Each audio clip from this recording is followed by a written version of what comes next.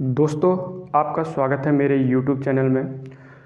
दोस्तों, हम जो है टिहरी जनपद से संबंधित कुछ महत्वपूर्ण क्वेश्चनों को जो है कर रहे थे MCQs के रूप में, और उसी में जो है ये हमारा आज जो है अंतिम वीडियो होगा और इसमें जो है हम पूरा टिहरी जनपद को जो है आज कवर कर लेंगे।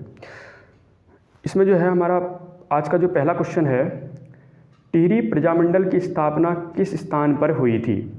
पहला ऑप्शन है टिहरी, दूसरा ऑप्शन है देहरादून, तीसरा है अल्मोड़ा, चौथा है नैनीताल। दोस्तों, इसमें देखो टिहरी प्रजामंडल की स्थापना की बात की है तो बहुत सारे बच्चे जो है टिहरी प्रजामंडल शुरू में जो है टिहरी लिखा है, इस वजह से टिहरी को टिक कर देंगे, लेकिन ध्यान रखने वाली बात है जो टिहरी प्रजामंडल की स्थापना हुई है वो हुई है देहरादून के अंदर। ये बात जो है इम्पोर्टेंट है और सबसे बहुत इंपॉर्टेंट क्वेश्चन है टिहरी प्रजामंडल की स्थापना। और एक बात बता दूं, ये जो टिहरी प्रजामंडल की स्थापना हुई है ये हुई कब है, तो आपको ध्यान रखना है ये हुई है 23 जनवरी 1939 ईस्वी को टिहरी प्रजामंडल की स्थापना हुई है। बहुत इंपॉर्टेंट डेट है, इसको थोड़ा सा ध्यान रखना। नैनीताल से जो है इंपॉर्टेंट अगर बात करें तो नैनीताल यानी कि जो है नैनीताल, इसकी जो खोज है 1841 ईस्वी में, 1841 ईस्वी में इसकी खोज CP बैरन द्वारा की गई है। ये भी बहुत इंपॉर्टेंट क्वेश्चन है। तो टिहरी प्रजामंडल की स्थापना किस स्थान पर हुई? देहरादून में हुई। कब हुई? 23 जनवरी 1939 ईस्वी को हुई है। अल्मोड़ा से इंपॉर्टेंट, विवेकानंद पर्वतीय कृषि अनुसंधान अल्मोड़ा के कटारमल के पास में स्थित है। कब स्थापना? 1924 ईस्वी में, और डॉक्टर बोसी सेन के द्वारा इसकी स्थापना की गई है। और नैनीताल की खोज 1841 ईस्वी में CP बैरन के द्वारा की गई है। ये जो है आपका इंपॉर्टेंट क्वेश्चन है। ठीक, अगला क्वेश्चन है, श्रीदेव सुमन को गढ़वाल का अभिमन्यु किसने कहा था? पहला ऑप्शन शेखर पाठक, भक्त दर्शन, देवकी नंदन और भैरव दत्त के द्वारा। इनमें से जो है किसके द्वारा श्रीदेव सुमन को गढ़वाल का अभिमन्यु कहा गया? तो आंसर होगा श्रीदेव सुमन को जो गढ़वाल का अभिमन्यु कहा है वो कहा है भक्त दर्शन के द्वारा। किसके द्वारा? भक्त दर्शन के द्वारा। अन्य जो है ऑप्शनों की बात करें, शेखर पाठक तो पहाड़ नामक संस्था की स्थापना, इनके द्वारा पहाड़ नामक संस्था की स्थापना की गई है शेखर पाठक के द्वारा। ठीक है ना, नैनीताल के अंदर। भक्त दर्शन की बात करें तो गढ़वाल की दिवंगत विभूतियाँ, तो बहुत इंपॉर्टेंट है, गढ़वाल की दिवंगत विभूतियाँ, गढ़वाल की दिवंगत विभूतियाँ जो है ये किसकी रचना है? तो ये है भक्त दर्शन की है। ठीक है ना। उसके अलावा देवकी नंदन से बात करें तो 1942 ईस्वी के अंदर, इंपॉर्टेंट डेट को थोड़ा सा ध्यान रखना, 1942 के अंदर भागीरथ पांडे के साथ ताड़ीखेत कहाँ पड़ता है? अल्मोड़ा के अंदर पड़ता है। तो ताड़ीखेत में प्रेम विद्यालय, कौन सा? प्रेम विद्यालय खोला। किनने? देवकी नंदन और भागीरथ पांडे दोनों के एक साथ मिलकर के ताड़ीखेत में प्रेम विद्यालय की स्थापना की। कब? 1942 ईस्वी में। भैरव दत्त की अगर बात की जाए तो भक्त दर्शन और भैरव दत्त धूलिया प्लस भक्त दर्शन, इनके द्वारा 1939 ईस्वी में, कब? 1939 ईस्वी में लैंसडाउन कहाँ पड़ता है? पौड़ी के अंदर। तो लैंसडाउन से कर्म भूमि का प्रकाशन, किसका? तो कर्म भूमि का जो है प्रकाशन किया गया था। कहाँ से? लैंसडाउन से। ठीक है ना। तो भैरव दत्त धूलिया और भक्त दर्शन ने 1939 ईस्वी में लैंसडाउन से कर्म भूमि का प्रकाशन किसके द्वारा किया गया? इन दोनों के द्वारा किया गया। ठीक है ना, ये ध्यान रखना। एक बार मैं दोबारा, श्रीदेव सुमन को गढ़वाल का अभिमन्यु किसने कहा? भक्त दर्शन ने। इनकी रचना गढ़वाल की दिवंगत विभूतियाँ किसकी रचना है? तो भक्त दर्शन की है। शेखर पाठक के द्वारा पहाड़ नामक संस्था की स्थापना की गई है। देवकी नंदन के द्वारा 1942 ईस्वी में भागीरथ पांडे के साथ जो है ताड़ीखेत के अंदर प्रेम विद्यालय की स्थापना की गई है। और भैरव दत्त धूलिया और भक्त दर्शन ने मिलकर के 1939 ईस्वी में लैंसडाउन से जो है कर्मभूमि का जो है पत्रिका का प्रकाशन किया था। ये इंपॉर्टेंट क्वेश्चन। दोस्तों, इसमें जो है एक और बात ध्यान रखना, श्रीदेव सुमन जो है यहाँ पर को आया है तो श्रीदेव सुमन की बात कर लें तो इंपॉर्टेंट बात है श्रीदेव सुमन से संबंधित कुछ यहाँ ध्यान रखना। अगर बात करें श्रीदेव सुमन का जन्म कब हुआ है तो जन्म पर जो है थोड़ा सा ध्यान रखना, 25 मई, कब? 25 मई 1916 के अंदर टिहरी के अंदर एक गांव पड़ता है जिसका नाम है जौल गांव। तो टिहरी में जौल गांव में इनका जन्म हुआ है। ये इंपॉर्टेंट बात है। बचपन का नाम अगर बात करें तो श्री दत्त बडोनी, श्री दत्त बडोनी इनके बचपन का नाम है, ठीक हो गया। उसके बाद जो है इनकी पत्नी, पेपर में आया है, पूछ लिया है इसको, विनय लक्ष्मी, इनकी पत्नी का नाम क्या है, विनय लक्ष्मी है। अगर बात किया जाए तो 3 मई कितना, 3 मई 1944 ईस्वी को, 3 मई 1944 को इनने आमरण अनशन शुरू किया और 25 जुलाई, ये पेपर में बहुत बार पूछ चुके हैं, 25 जुलाई 1944 ईस्वी को 84 दिनों की भूख हड़ताल, कितने दिन, 84 दिनों की भूख हड़ताल के बाद जो है श्रीदेव सुमन शहीद हो गए थे, ठीक है ना। एक बार दोबारा, श्रीदेव सुमन का जन्म 25 मई 1916 ईस्वी को टिहरी के जौल गांव में हुआ है। कौन से गांव में, जौल गांव में हुआ है। श्री दत्त बडोनी इनके बचपन का नाम, विनय लक्ष्मी इनकी पत्नी का नाम। 3 मई 1944 ईस्वी को इनने आमरण अनशन जो है शुरू किया और 25 जुलाई 1944, ये बहुत इंपॉर्टेंट है, इसको थोड़ा सा ध्यान रखना, 25 जुलाई 1944 को 84 दिन की भूख हड़ताल के बाद इनकी जो है मृत्यु की, इनके शहीद हो गए। उसके अलावा एक और इम्पोर्टेंट नोट करके जो है आप ध्यान रखना कि जो श्रीदेव सुमन का जो अनशन है, इनके अनशन को ऐतिहासिक अनशन किसके द्वारा कहा गया, अगर कभी पूछ ले तो शेखर पाठक के द्वारा श्रीदेव सुमन के अनशन को ऐतिहासिक अनशन कहा गया। इतना जो है इस क्वेश्चन से आपको थोड़ा सा ध्यान रखना है। दोस्तों अगला क्वेश्चन है, टिहरी के भिलंगना क्षेत्र में रक्षा सूत्र आंदोलन किसने चलाया था। तो सबसे पहली बात, इसका जवाब देने से पहले ऑप्शन है अमर सिंह, सुरेश भाई, कल्याण सिंह रावत और सच्चिदानंद भारती। ये जितने भी ऑप्शन जो है लिखे गए हैं, इसमें से कुछ न कुछ महत्वपूर्ण क्वेश्चन बनते हैं। सबसे पहली बात करते हैं हम रक्षा सूत्र आंदोलन की। जो रक्षा सूत्र आंदोलन है ये कब हुआ है, 1994 ईस्वी को। पहली बात तो इसको थोड़ा सा नोट करना, 1994 ईस्वी को। अगर और अदर ऑप्शनों की बात किया जाए तो अमर सिंह की जो बात की जाए तो 1904 ईस्वी के अंदर, कितना, 1904 ईस्वी के अंदर, 1904 ईस्वी को कुंजड़ी वन आंदोलन, कौन सा, कुंजड़ी, थोड़ा सा ध्यान रखना इसको, कुंजड़ी वन आंदोलन कर बढ़ाए जाने यानी कि टैक्स को बढ़ाए जाने के विरोध में 1904 ईस्वी में कुंजड़ी वन आंदोलन अमर सिंह के ने। सुरेश भाई जो कि टिहरी के भिलंगना क्षेत्र में रक्षा सूत्र आंदोलन किसके द्वारा चलाया गया, तो सुरेश भाई के द्वारा चलाया गया। कल्याण सिंह रावत, बहुत ही इंपॉर्टेंट क्वेश्चन, इससे क्या बनता है, मैती आंदोलन के प्रणेता कौन है, तो मैती आंदोलन से संबंधित कौन है, कल्याण सिंह रावत। देखो मैती आंदोलन से कल्याण हुआ है क्योंकि पेड़ पौधे लगाने से संबंधित है ना, इसलिए कल्याण हुआ है, तो कल्याण किससे, तो मैती आंदोलन कल्याण सिंह रावत। कहाँ पर को हुआ है, चमोली में, मैती आंदोलन चमोली के अंदर, इसको थोड़ा सा ध्यान रखना, ठीक। उसके बाद जो बात करते हैं सच्चिदानंद भारती की बात करते हैं, ये भारत लिखा है, भारती की बात करते हैं, तो यहाँ पर को पाणी राखियो आंदोलन, पाणी राखो आंदोलन या राखियो आंदोलन किसका है, सच्चिदानंद भारती का। एक और बात दोस्तों यहाँ पर को ध्यान रखने वाली, सच्चिदानंद भारती आया तो एक और पॉलिटी के अंदर आता है, आपको पता होगा, सच्चिदानंद सिन्हा का नाम, ठीक है ना, ये शब्द जो मिलता जुलता है। तो सच्चिदानंद सिन्हा जो है कहाँ पर को, पॉलिटी के अंदर 9, आपको याद हो, दिसंबर 1946 के अंदर, 9 दिसंबर 1946 के अंदर संविधान सभा की प्रथम बैठक हुई थी। उसके अस्थायी अध्यक्ष कौन थे, सच्चिदानंद सिन्हा थे।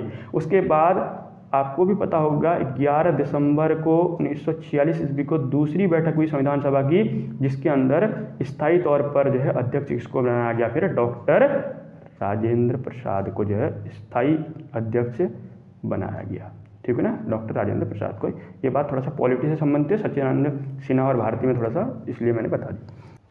दोस्तों अगला क्वेश्चन है, टिहरी में कौन सा कुंड स्थित नहीं है, ब्रह्मकुंड, भास्कर कुंड, वशिष्ठ कुंड और मणिकर्णिका कुंड। इस क्वेश्चन का जवाब देने से पहले आपको ध्यान रखना है, जो वशिष्ठ कुंड है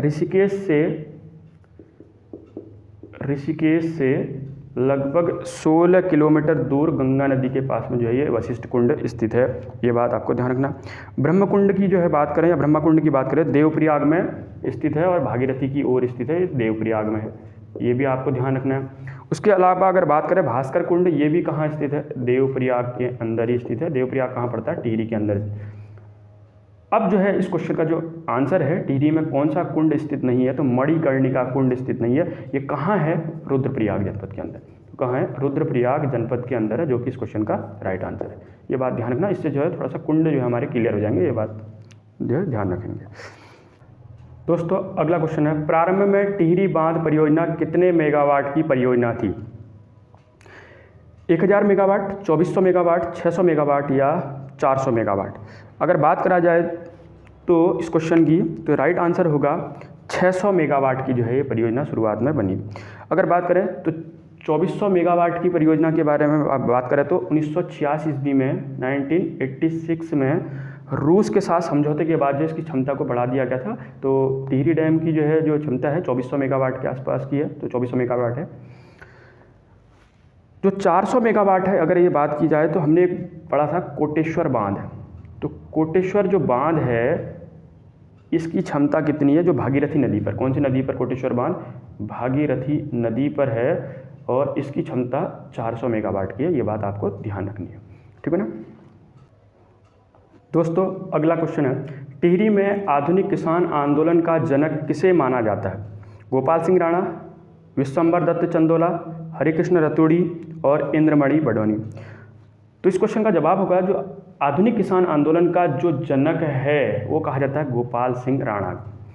ये तो इस क्वेश्चन का राइट आंसर। लेकिन ये जितने भी ऑप्शन लिखे हुए हैं यहाँ पर को, वो सब के सब महत्वपूर्ण हैं। क्या है देखो, विश्वंभर दत्त जो चंदोला है, पौड़ी से इनका संबंध है, एक बात थोड़ा सा इसको लिख लेते हैं, पौड़ी से संबंध। और गढ़वाल हिंदी पत्रकारिता का भीष्म पितामह, तो ध्यान रखना, गढ़वाल हिंदी पत्रकारिता का भीष्म पितामह कहा जाता है किसको? विश्वंभर दत्त चंदोला को। ये बात ध्यान रखना। हरिकृष्ण रतूड़ी की अगर बात की जाए तो 1910 ईस्वी में गढ़वाल का इतिहास लिखा इनने, पुस्तक गढ़वाल का इतिहास, जो प्रकाशित हुआ 1928 ईस्वी में। ये प्रकाशित हुआ, लिखा कब? 1910 ईस्वी में। इंद्रमणि बडोनी की अगर बात की जाए तो ये सबसे पहली बात, केदार नृत्य में पारंगत थे। किस नृत्य में? केदार नृत्य में पारंगत हैं। दूसरी बात, इनको उत्तराखंड का गांधी कहा जाता है। किसको? इंद्रमणि बडोनी को। दूसरा। तीसरा, 24 दिसंबर 1924 ईस्वी को टिहरी में इनका जन्म हुआ, इसलिए 24 दिसंबर को लोक संस्कृति दिवस, लोक संस्कृति दिवस, लोक संस्कृति दिवस के रूप में इनकी जन्म स्मृति को जो है लोक संस्कृति दिवस के रूप में मनाते हैं। एक और बात इनसे संबंधित, खतलिंग ग्लेशियर है, खतलिंग ग्लेशियर, उसकी खोज का श्रेय किसको जाता है? इंद्रमणि बडोनी को जाता है। और जो है थोड़ा सा इम्पोर्टेंट, जब गांधी की बात कर ही रहे हैं तो पहाड़ का गांधी अगर बात करा जाए तो पहाड़ का गांधी किसको कहते हैं? जसवंत सिंह बिष्ट को। जसवंत सिंह बिष्ट को पहाड़ का गांधी कहा जाता है। दूसरी बात, कुमाऊं का गांधी किसे कहते हैं? तो देवकी नंदन पांडे को जो है कुमाऊं का गांधी कहा जाता है। अच्छा क्वेश्चन है, एक बार मैं दोबारा रिपीट करता हूँ। टिहरी में आधुनिक किसान आंदोलन का जनक किसे कहा जाता है? गोपाल सिंह राणा। विश्वंभर दत्त चंदोला, गढ़वाल हिंदी पत्रकारिता का भीष्म पितामह किसे कहते हैं? विश्वंभर दत्त चंदोला को। हरिकृष्ण रतूड़ी की बात करें तो गढ़वाल का इतिहास जो किसने लिखी है पुस्तक? हरिकृष्ण रतूड़ी ने 1910 में, लेकिन जो है प्रकाशित हुआ 1928 ईस्वी में। इंद्रमणि बडोनी उत्तराखंड का गांधी कहा जाता है, केदार नृत्य में पारंगत थे। 24 दिसंबर 1924 ईस्वी को इनका जन्म हुआ है और इनके जन्म दिवस को जो है स्मृति को जो है लोक संस्कृति दिवस के रूप में मनाते हैं, इनकी जन्म स्मृति को। खतलिंग ग्लेशियर की खोज का श्रेय किसको जाता है? इंद्रमणि बडोनी को जाता है। ध्यान रखना, पहाड़ का गांधी किसे कहा जाता है? जसवंत सिंह बिष्ट को। और कुमाऊं का गांधी किसे कहा जाता है? देवकीनंदन पांडे को। ठीक। अगला क्वेश्चन, निम्न में से कौन सा बुग्याल टिहरी में स्थित है? दोस्तों इस क्वेश्चन के माध्यम से हम टिहरी जनपद में स्थित बुग्यालों को जो है पढ़ लेंगे, इसलिए जो है क्वेश्चन दिया गया है। अगर बात की जाए तो टिहरी में कौन सा बुग्याल स्थित है, तो आप भी जानते हो कि जोराई बुग्याल, खारसोली बुग्याल और खतलिंग बुग्याल, ये तीन के तीन बुग्याल कहाँ स्थित है? टिहरी में। इसलिए कौन सा आंसर सही होगा? उपयुक्त सभी। ठीक है, इंपॉर्टेंट है। दोस्तों अगला क्वेश्चन है, गुरु वशिष्ठ और आदि गुरु शंकराचार्य की तपस्थली है? शंकर गुफा, वशिष्ठ गुफा, विश्वनाथ गुफा और चौथा ऑप्शन है बामन गुफा। देखो जो है जो गुरु वशिष्ठ और आदि गुरु शंकराचार्य की तपस्थली है वो है विश्वनाथ गुफा। कहाँ स्थित है? टिहरी के अंदर।